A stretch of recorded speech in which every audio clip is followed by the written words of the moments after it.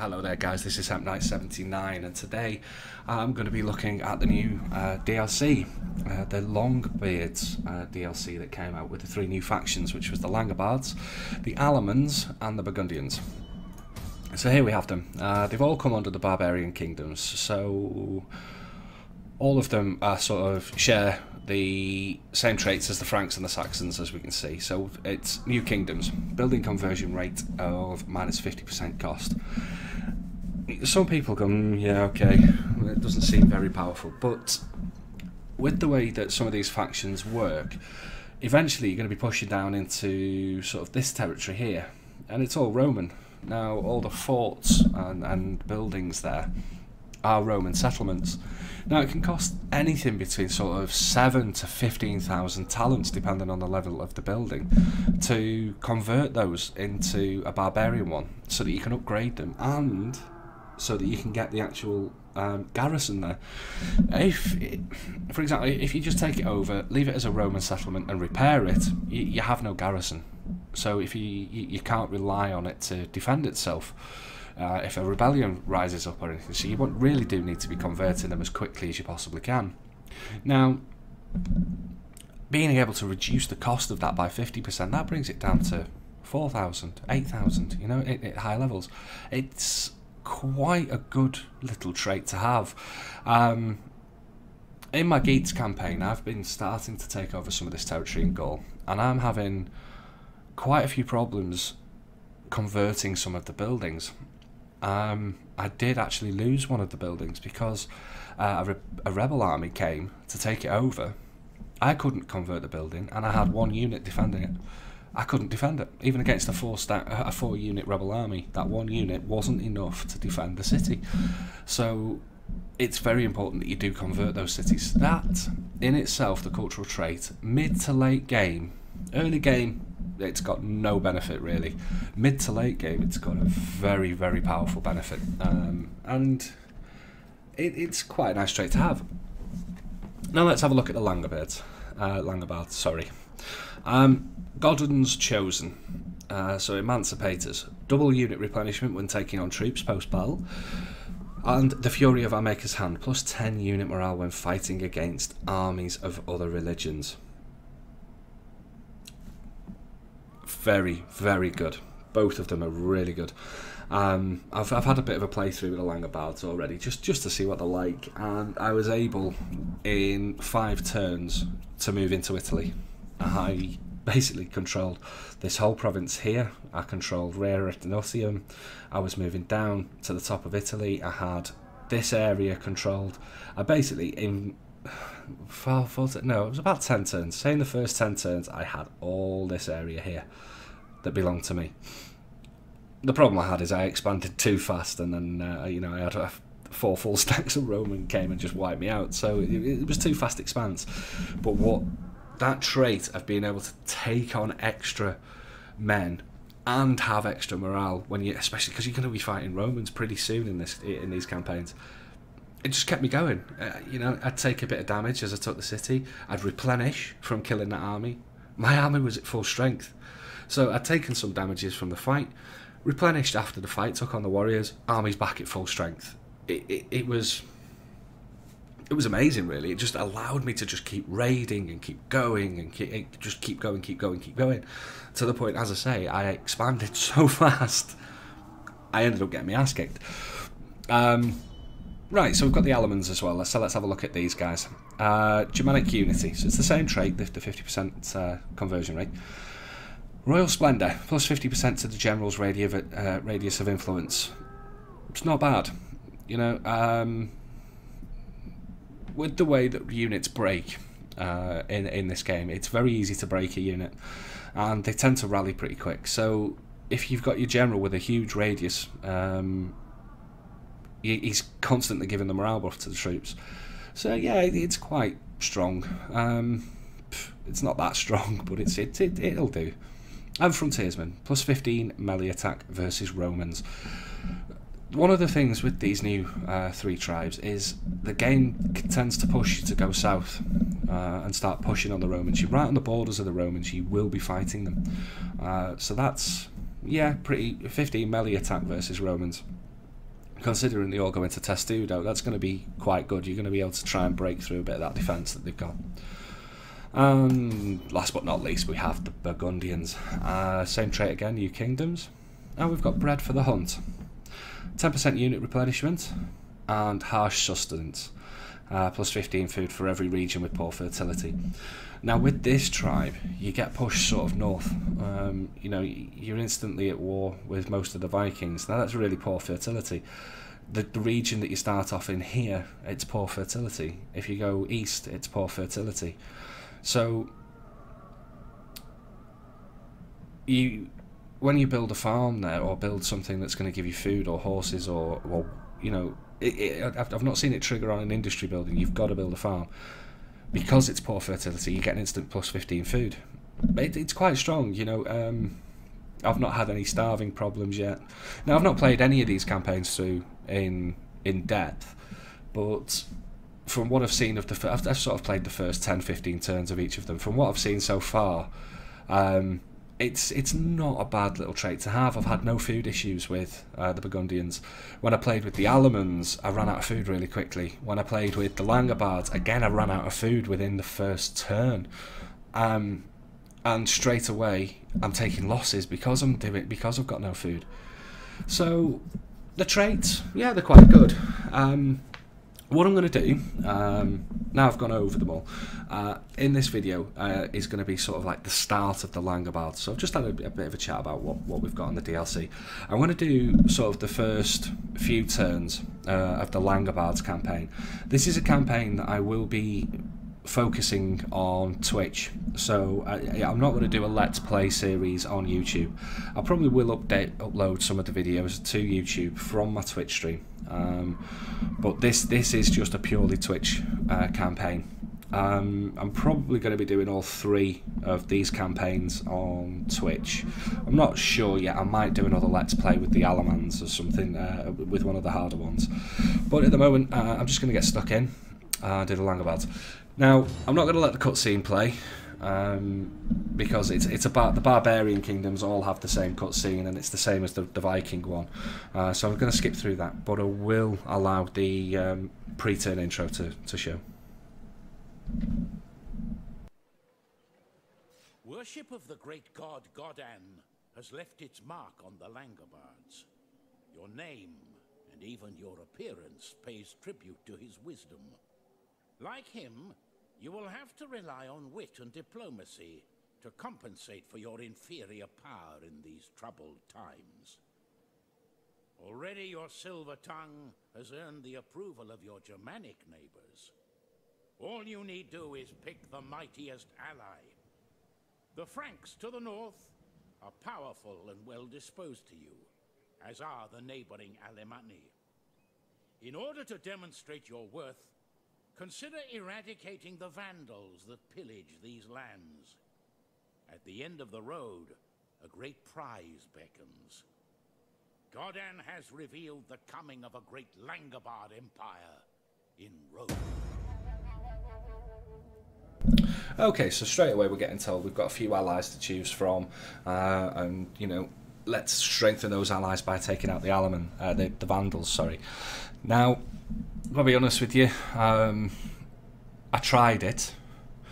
I've had a couple of try-throughs of this, and I tried going straight after the Vandals, and you instantly get hit by 2 full stacks.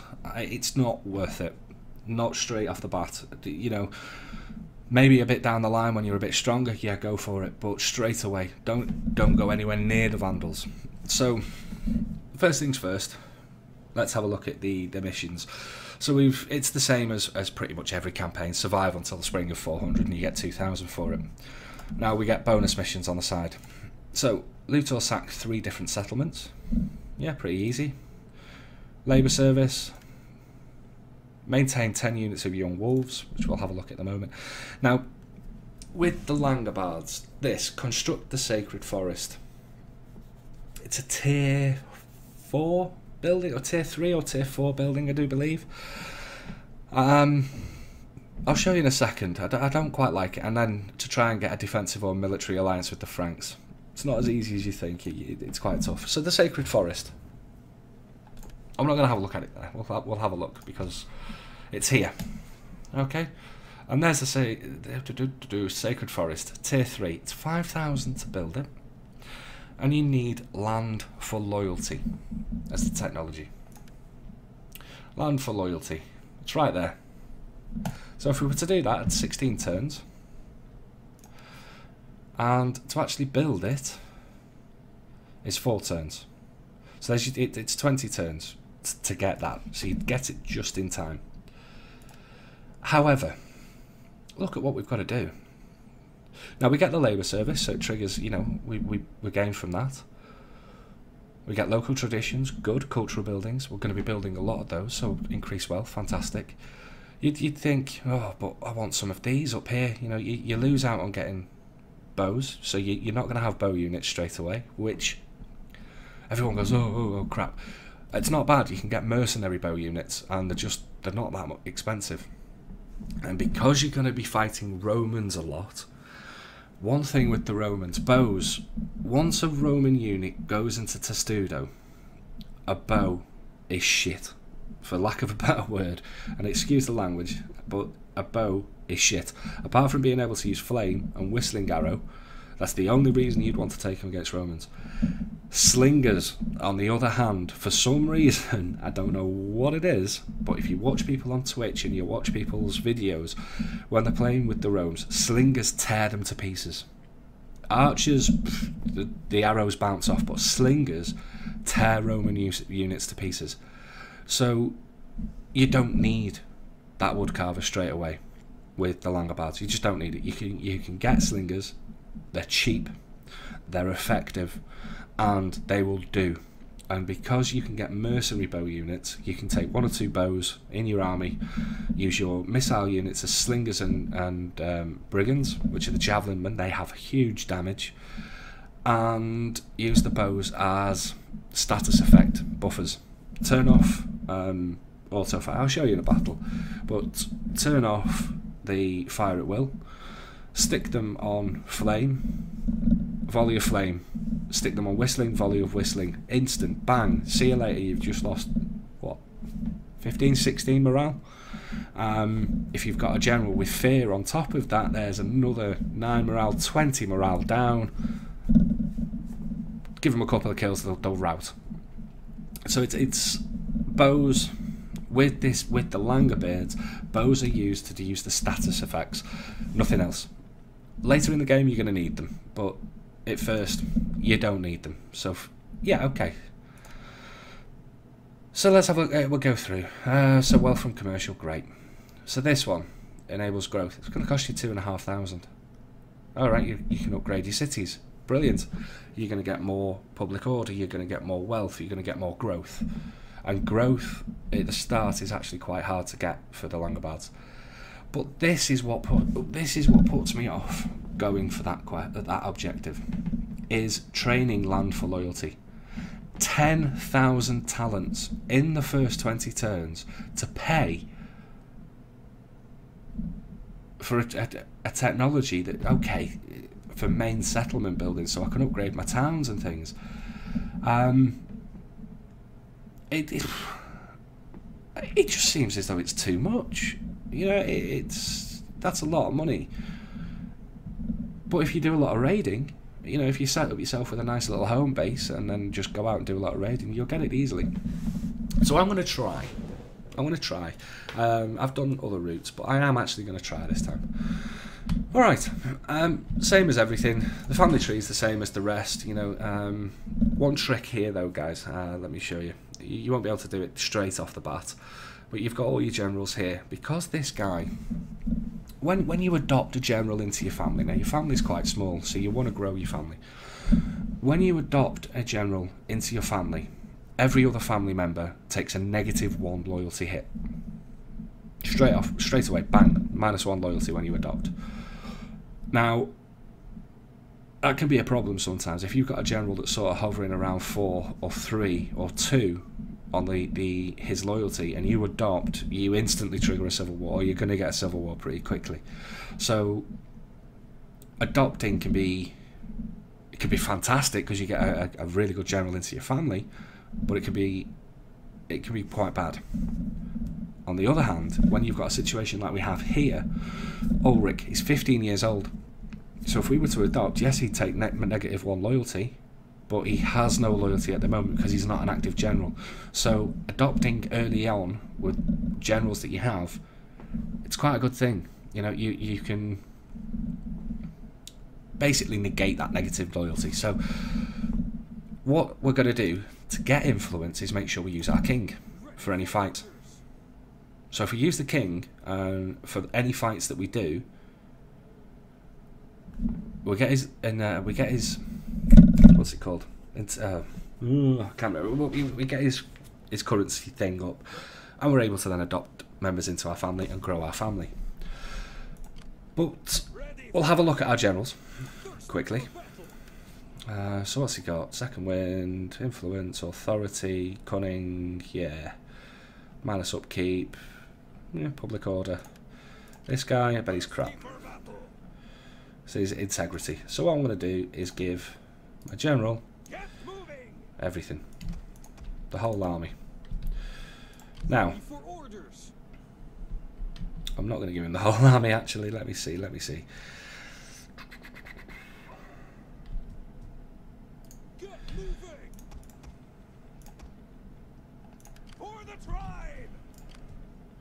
Now then, Onager cavalry. Okay, and the reason I'm going for Onager cavalry is I'm going up here.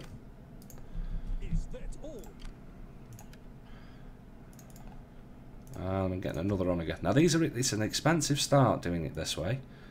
A very expensive start. I'm going to take a unit of pike.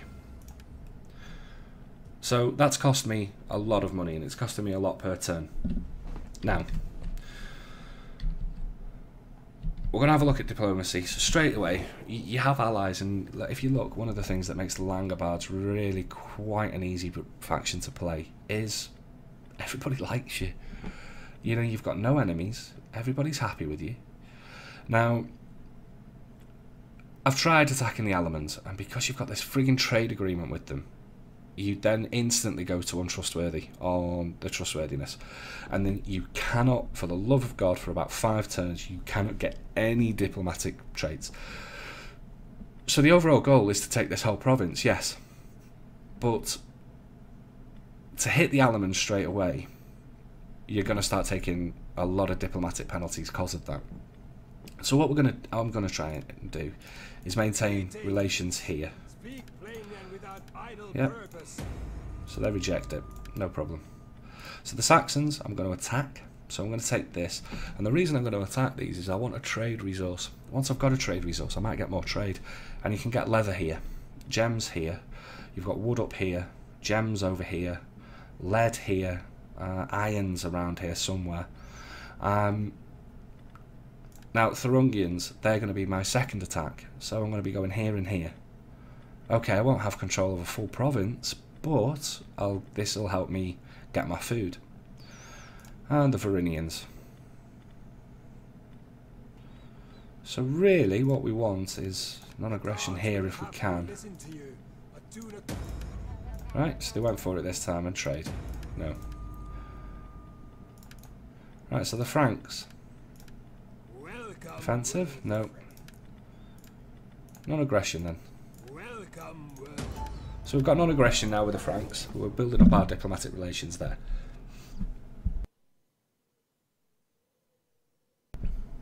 Okie doke. So let's have a look at one thing I forgot to do. Let's have a look at the Saxons. Who are they at war with? Western Rome. We haven't discovered them yet. Shame. We could have got some money. So I'm going to go to war. I'm going to claim myself some land in the first turn. Okay. Just going to have a look at this army. So there's a lot of bows. Saxon spears. I'm not sure what they're like. Nordic band are absolutely bad. Look at the morale, 31. Look, melee attack 5, melee damage 11. You know, the defense is quite high. So the health is low, the defense is reasonably high. They can tank a bit, but they break so fast. It's quite hilarious. Now, I've got this unit. I've got nothing that I want to build at the moment. But what I'll probably do here... Oops. Nope. For the tribe! What I'll probably do is recruit. Let me see.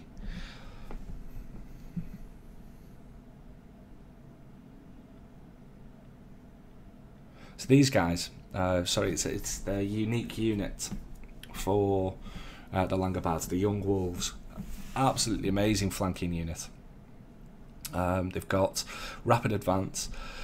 They're not just a good flanking unit if you can keep them hidden and good look. I mean, good missile block chance. If you can get them around the sides, these guys just tear skirmisher units to bits, and the skirmisher unit can't get away if you use rapid advance quickly.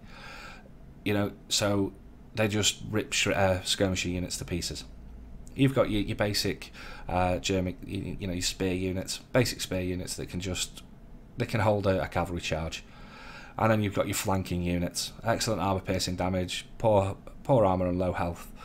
They're good at just getting in behind and tearing up, you know, the enemy's front lines. So you want to mix these two with your tankers at the front. Right, now we've got these guys as well. Capture power, excellent attack against cavalry. Weirdly enough, if the way I've used them, I've tried to take a head-on charge with these units in cavalry because they said excellent. No, they're not. They can't take the charge. You need to take a unit of spear that takes the charge and then throw the horse hewers on top of that, and they will tear any cavalry unit to pieces. It's you've got to charge them into an engaged unit. If the cavalry's not engaged and it's roaming free, try and keep the horse hewers away, otherwise you'll take too many losses. Try and get a cavalry huge charge or a set of spears in on that cavalry and then throw the horse hewers in on top of it. That cavalry disappears in seconds. You've got to micromanage them on the field. They can be difficult to use, but they're fantastic, absolutely fantastic unit. Okay, so got over the units basically there. So now I have an attack that I want to do. I've got 2 units of Onager that I can use to full benefit. I've got arrows for flame and debuff. Piking. These guys are quite tanky, the clubmen. Yeah, the defence, they've got not much in the way of attack. They've got no charge bonus, but they make a good front line if you're going to go through a gate. Right, so we've done diplomacy and everything. Now, as I was saying before, food's a bit of an issue. If you remember right in the intro, food is a massive issue for the Langobards. So eventually what I want to be doing is going over and taking Longbeards. So I am going to recruit a few units here. Come, fight for us, lads. Now, same as always, I need to find myself a governor. Nope. He's my general. Nope. Steadfast defender. Okay. Steadfast defender. Champion rider.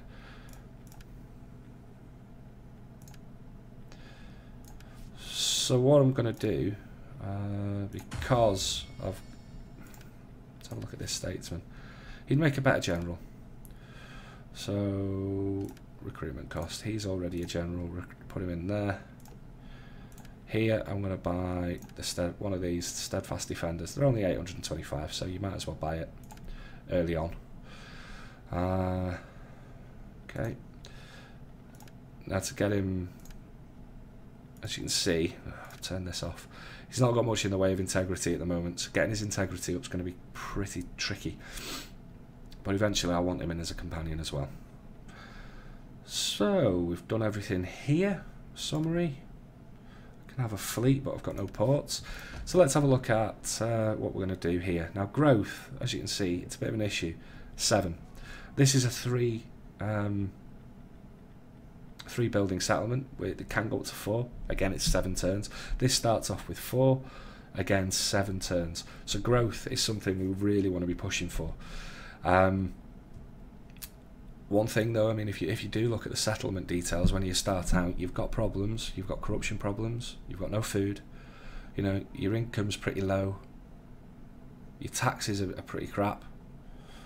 So you're not earning a lot in the way of money. but the religion, the Germanic paganism, is coming down. So one thing I would highly recommend is going for the recruitment capacity one. Build up your armies and get that Germanic paganism going back up. This will help.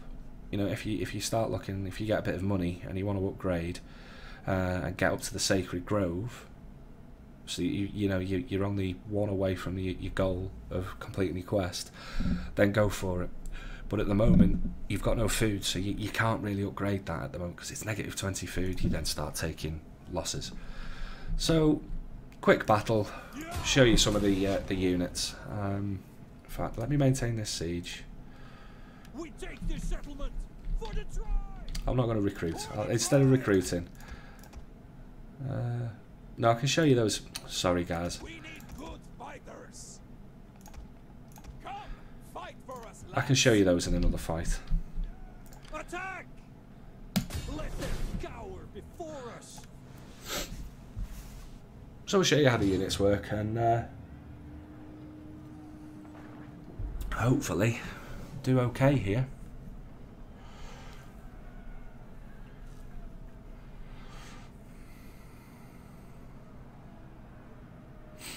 Having said that, watch me lose the fight.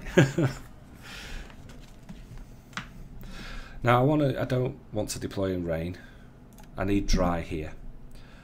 No, dry. Come on, there we go. And the reason I want dry is I want to burn the settlement. I want to burn it up. So let's have a look. Quick look. Where are we going to come in from? There's a control point there. 2 gates. I'm coming in from this side. On I go. Now these bows, the hunters are the ones that have precision shot. They're just basic bowmen. So I'm going to group them up separately.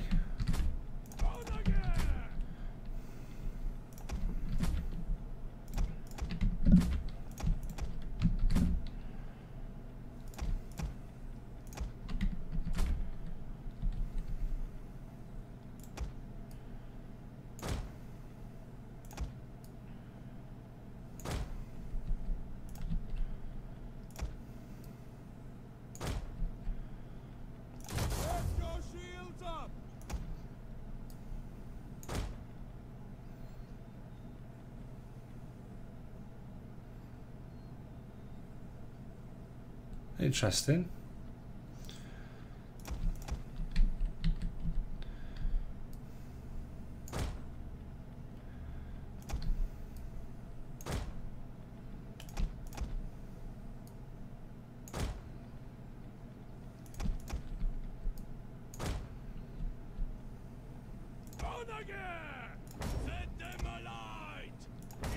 Now, as I do with all my archers, I use nothing but flaming shot.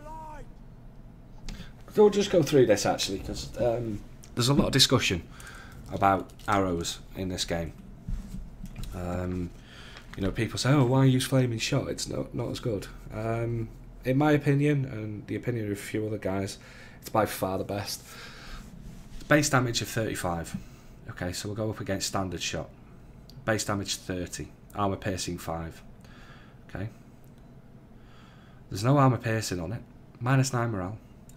Bonus 10 damage versus cavalry. Bonus 10 versus elephants. It's reload time 20. Reload time 20. So all you're effectively missing compared to standard shot is 5 armor piercing, but you're gaining 5 damage and you're gaining that negative 9 morale for 12 seconds. It's huge. So there's no point in using standard shot. So let's have a look at heavy shot. Base damage 20, armor piercing 50, reload of 34. Brilliant against things that are heavily armoured like these guys. If we have a look here, look, you know, their armour 53, armour 12. So I wouldn't, if I was shooting into young wolves, there's no reason to use heavy shot, but if I was shooting into Langobard clubmen, I'd need the heavy shot. And then on top of that we've got whistling. Base damage of 5, armour piercing 1, 20 seconds on the reload. So it reduces the melee attack, minus 12 morale, and it reduces the rate of fire of enemy archers by 25%. That puts it up to a 20, you know, on whistling, for example, it puts it up to a 25-second reload instead of a 20. So, I always start with fire. All my archers use fire shot, regardless. And then what I'll do is I'll quickly flick into whistle, one volley of whistle, back into fire shot. It's definitely worth setting these up. As you can see, number pad 1. I've got a Razer Naga mouse, so, you know, I've got, under my thumb I've got buttons which are set to be my number pad buttons, you know, and I've got these as hotkeys. I still click on them, I always forget, but it's always worth setting these up. So, you know, look, sorry for the spam, but there's heavy, whistling, flaming, standard, whistling, flaming. Do you see? So it's worth doing. Anyway, to the units. So I'm set up here, we'll start in the battle. You guys, can you hit that? Yeah, you guys hit that.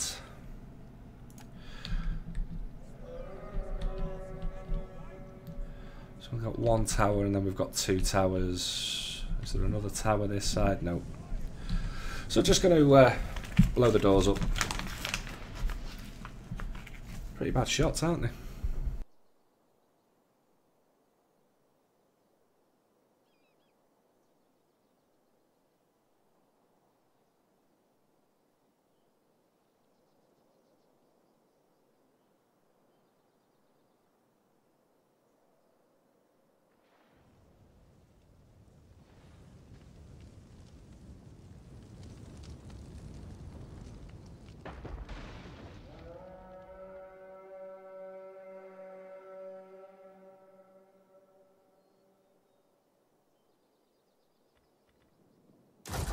The enemy has been spotted!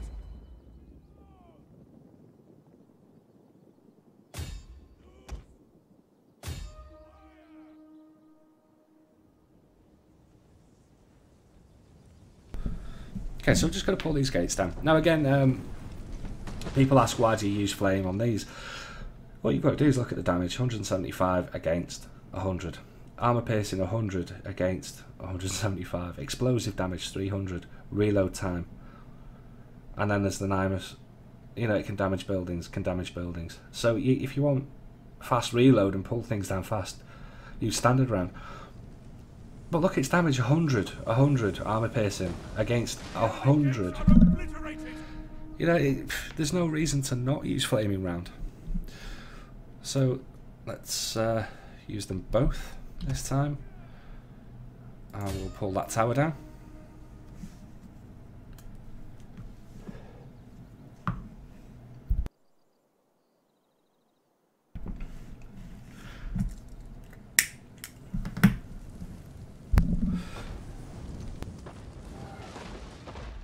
Now, one thing I will say about how we're doing.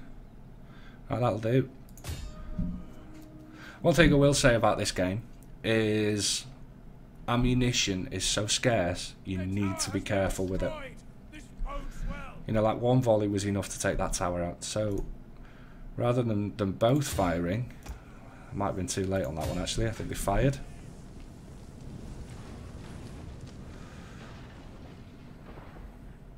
Well, that's fine. We've got buildings on fire now. Yeah.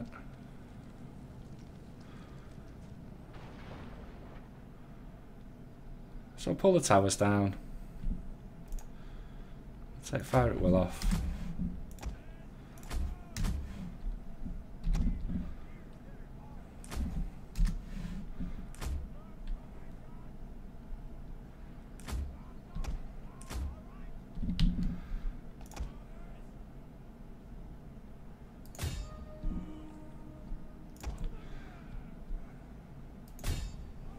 So all I'm going to do now is burn the city. Put them on a morale bonus debuff.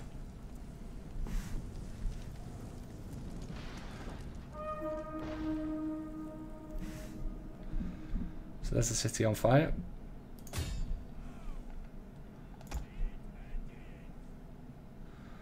Struggling hitting that tower.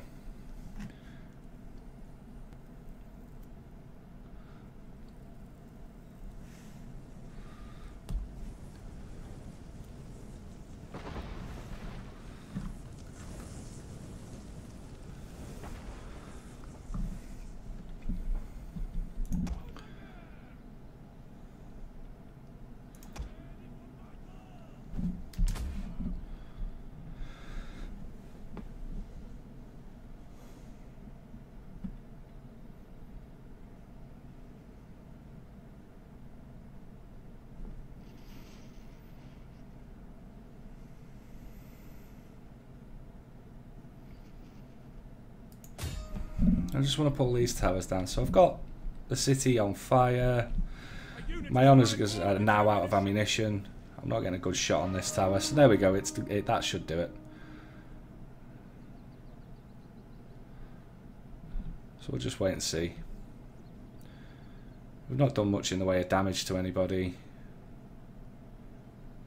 It's not on fire. The city's not fully on fire. So, pikemen.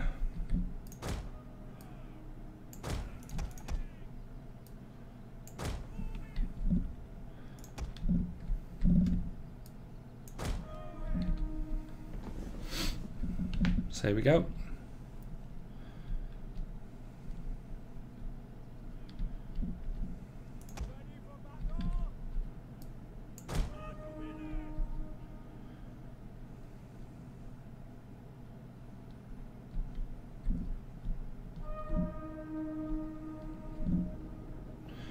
Oh, neither of these towers went down. That's a shame. So we're going to take quite a bit of damage coming through these towers.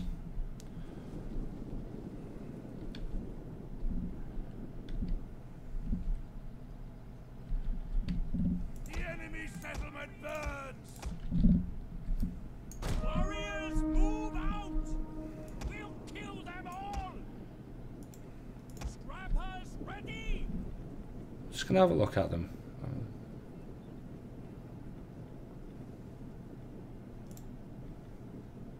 Young wolves. I think they cause fear. Yep, they do. We hunger for missiles ready!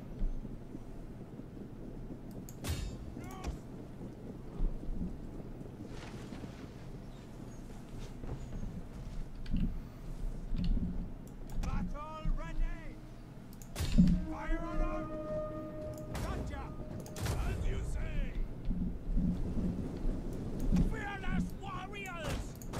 Let's go!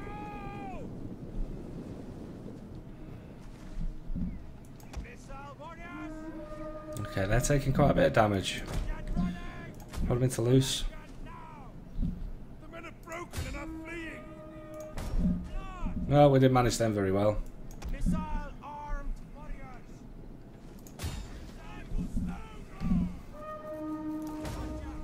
Ready! Hunt them down!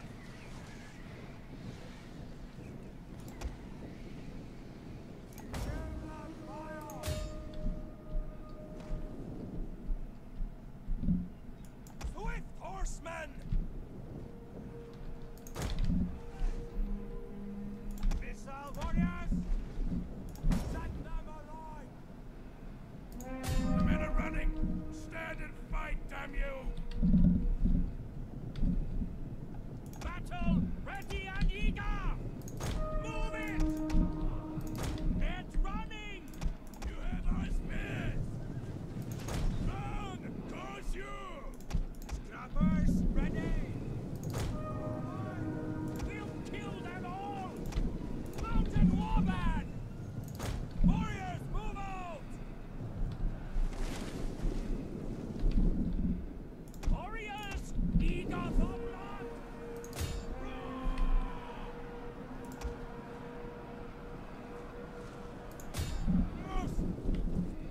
Mounted warband! They will bleed for us! Move it! Mounted warband! Yeah. It's ready! We hunger for blood and Okay, so I'm just going to ram them through the door.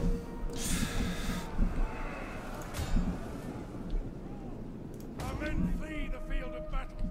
This is a shameful display. Horses got killed by a lot of Fighters ready! missile troops, really. So we'll cram through here, put them there. Need to return to the battle. Aye, command! The gates are ours. Hunger for blood and battle. Battle ready!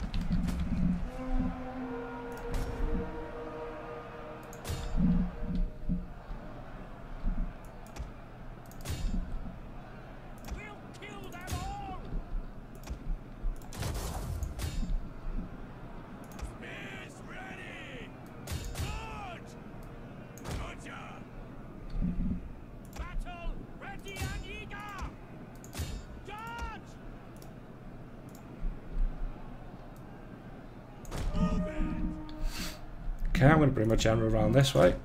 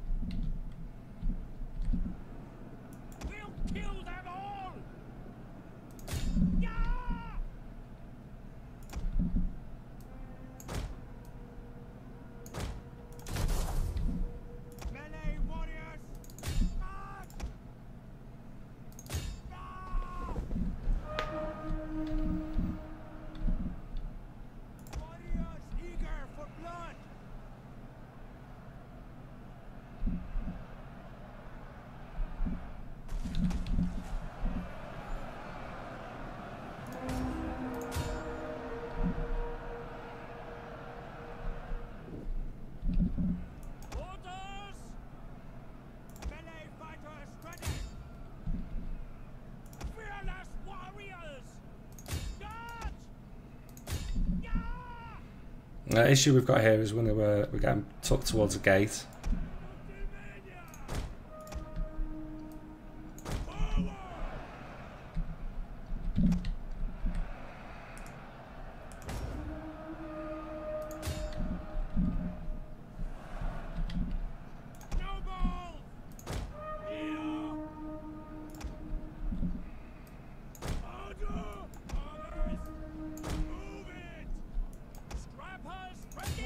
Trying to take out our general. Defend him. Warriors, eager for blood. One of our units has used all its ammunition. Okay, hopefully get that gate. Not played the best I could.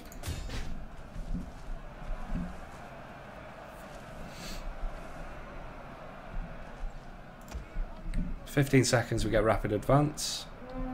We'll move around. Their tower has fallen. Good news. Serena,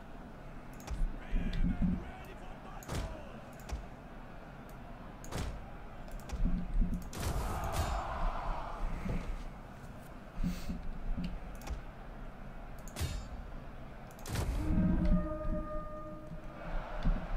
The pike are doing a wonderful job so far here. If we get this capture point, we put another morale knock in.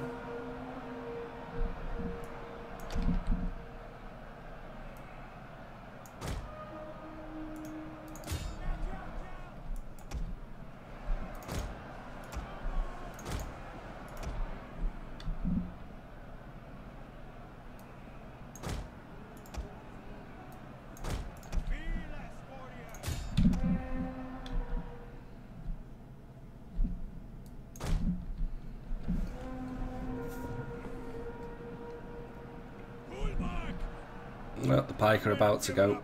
Running for their lives. Ready for battle. Charge! Kill! Yeah! Charge! Trappers, ready!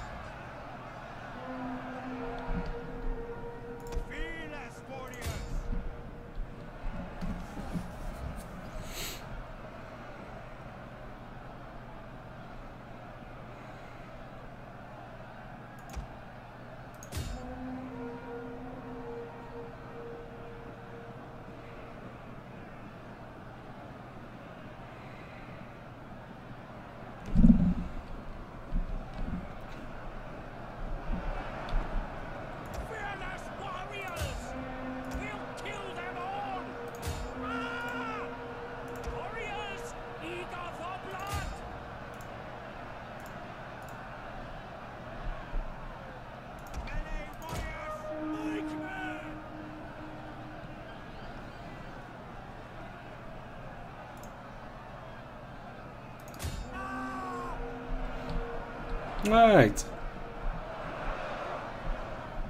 Got another unit of these guys.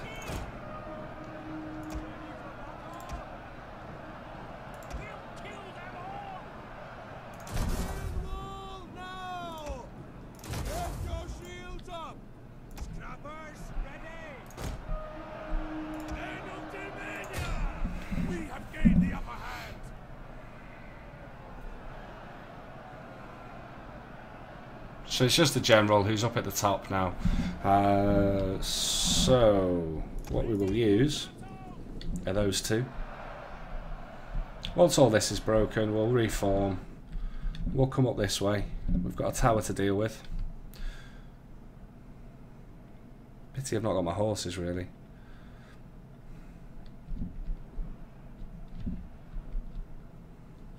I'll probably take a bit of damage coming here, so I'm going to have to come through this way. We'll kill them all! Warriors eager for blood! Warriors eager for blood! I'll use those three now. We'll head up there.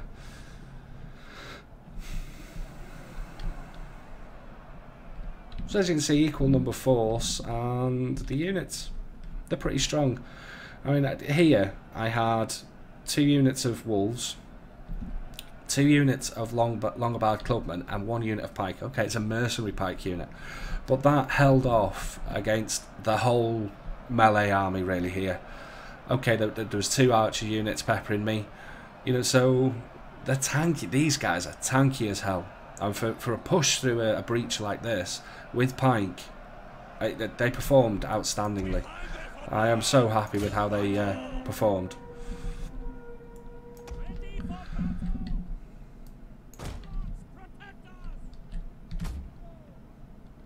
So I'm just going to run these up here, capture this point.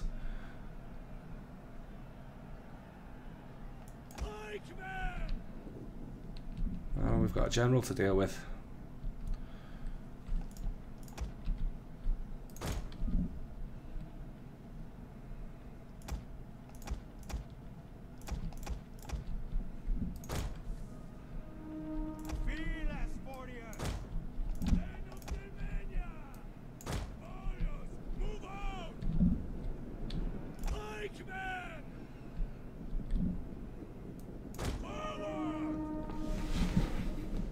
I'll speed this up now. So all I'm looking at doing now is doing some morale negatives, so, you know, making sure we get this capture point. That's a nice morale bonus there. Buff for my men, negative for taking more missile fire. These towers are so powerful as well, they're a pain. So here, let's get these out of the way. These 2 into shield wall.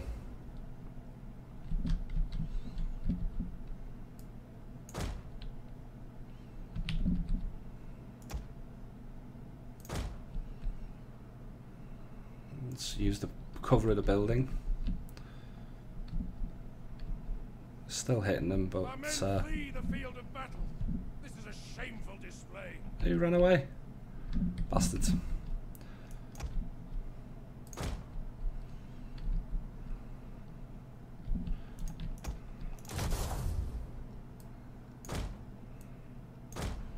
So all I'm going to go for here is in shield wall, attack the general. I'm going to use the wolves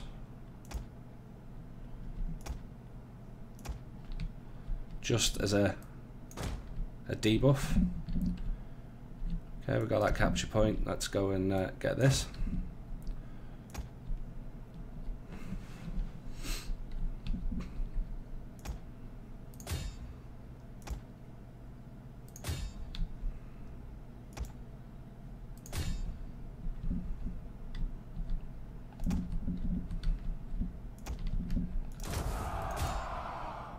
Running, cowards!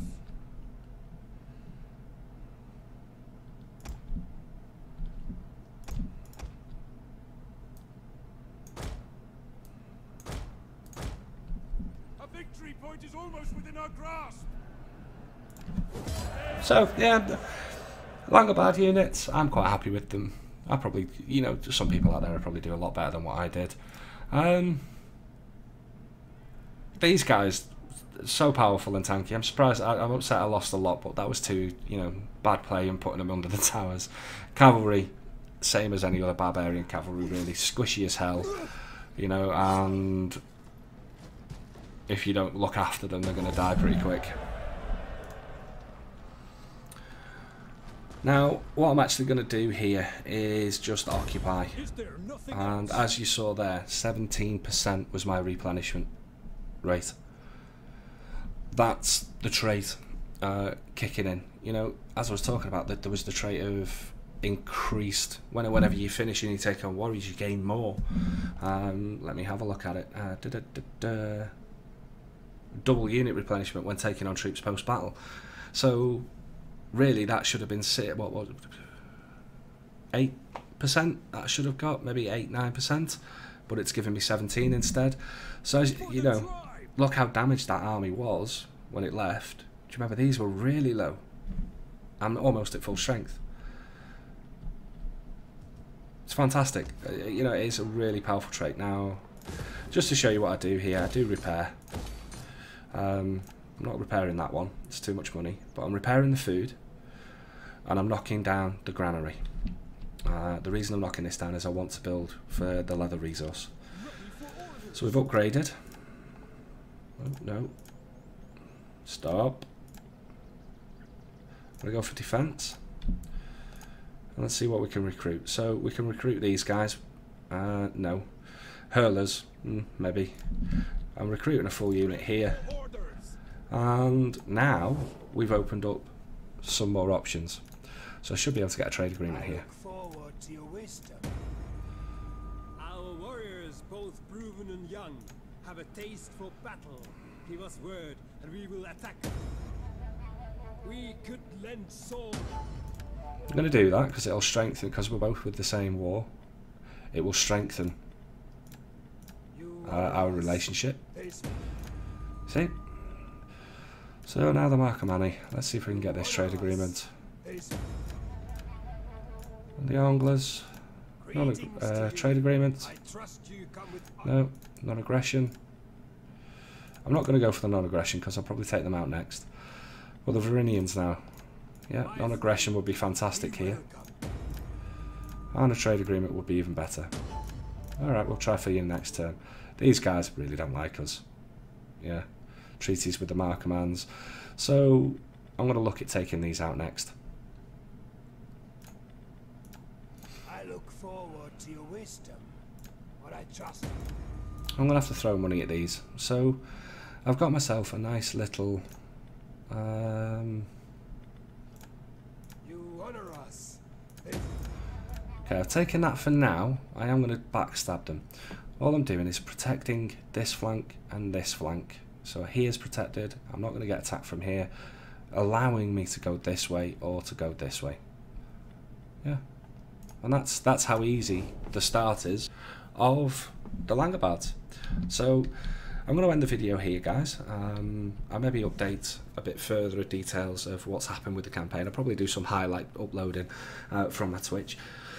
But for the rest of this campaign, guys, it will be a Twitch-only campaign. I'm known as HempKnight79 on Twitch, so if you want to see the rest of the campaign being played out of the Langobards, come along. Come and have a chat with me while I'm doing it as well. I would love to see you all there. So thanks for watching. If you enjoyed what you saw, guys, hit that like button. You know, lets me know that people are enjoying these videos. Also, subscribing to my channel. If you hit that subscribe button and come and subscribe, you'll be kept up to date with any further videos that I do like this.